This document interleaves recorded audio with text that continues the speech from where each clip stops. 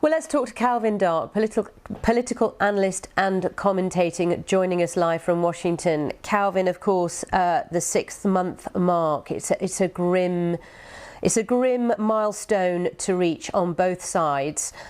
The talks to try and reach a ceasefire have resumed, and depending on which side you look at, some are saying it's fairly optimistic on the Arabic side. That's what we're hearing. Your thoughts? Well, yes, as we are here 6 months after October 7th, we see that there is still that challenge of how a ceasefire can be possible. It seems to me that what Israel wants, the end of Hamas and the freeing of the hostages, is exactly the opposite of what Hamas said it will accept, which is Israel's not being present in Gaza. And obviously, Hamas doesn't want to agree to its own destruction.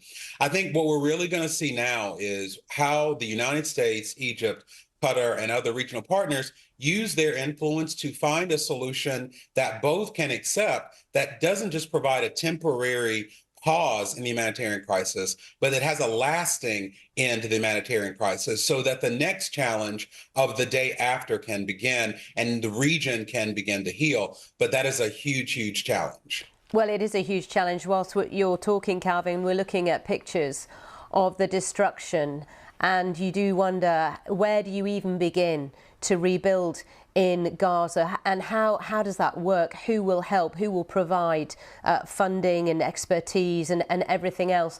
In terms of what the Israeli Defense Force is saying, it's pulled out of Khan Yunis virtually all of its brigades, but it's basically saying it's regrouping now for its next operation in Rafah, which is something that the US administration has really warned against. Yes, and as I'm sure you're aware, in the United States, this has become a really, really contentious domestic issue given our elections that are coming up this year. But I think one of the ironies is that since October 7th, one of Netanyahu's messages to the United States and the international community has been that Israel needs support to accomplish its two objectives of victory against Hamas and releasing the hostages. But the way that Israel has conducted this war overshadows those goals.